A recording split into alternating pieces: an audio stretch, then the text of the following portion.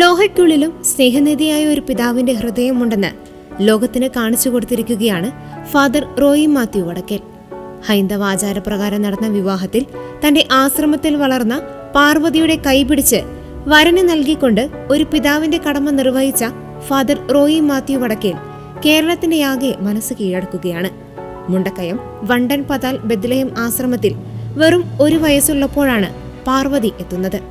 അന്നു മുതൽ അവൾക്ക് ലോകവും തണലുമായിരുന്നത് ഫാദർ റോയി മാത്യു ആയിരുന്നു. ശ്രീകുട്ടിയെന്ന് സ്നേഹത്തോടെ വിളിച്ച് പാർവതിക്ക് എപ്പോഴും ഒരു അച്ഛന്റെ കരുതൽ അദ്ദേഹം നൽകി.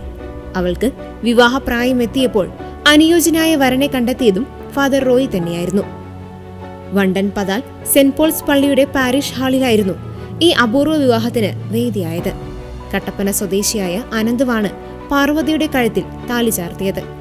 പൂർണ്ണമായും ഹൈന്ദവ ആചാരപ്രകാരം നടന്ന വിവാഹത്തിന് കർമ്മിയും ഉണ്ടായിരുന്നു. സാധാരണയായി പിതാവ് നിർവഹിക്കേണ്ട വധുവിന്റെ കൈപിടിച്ച് വരനെ ഏൽപ്പിക്കുന്ന ചടങ്ങ് ഫാദർ റോയി മാത്യു അതീവ സന്തോഷത്തോടെ നിർവഹിച്ചു. തന്റെ പൗരോഹിത്യ ജീവിതത്തിൽ ഏറ്റവും കൂടുതൽ സന്തോഷവും സംതൃപ്തിയും നൽകിയ നിമിഷമായിരുന്നു ഇതെന്ന് ഫാദർ റോയി മാത്യു പ്രതികരിച്ചു. ഓർഫനേജ് കൺട്രോൾ ബോർഡ് അംഗം കൂടിയായ അദ്ദേഹം നിയമങ്ങളുടെയും മതചിന്തകളുടെയും അതിർവരമ്പുകൾക്കപ്പുറം സ്നേഹത്തിനാണ് മുൻഗണന നൽകിയത്.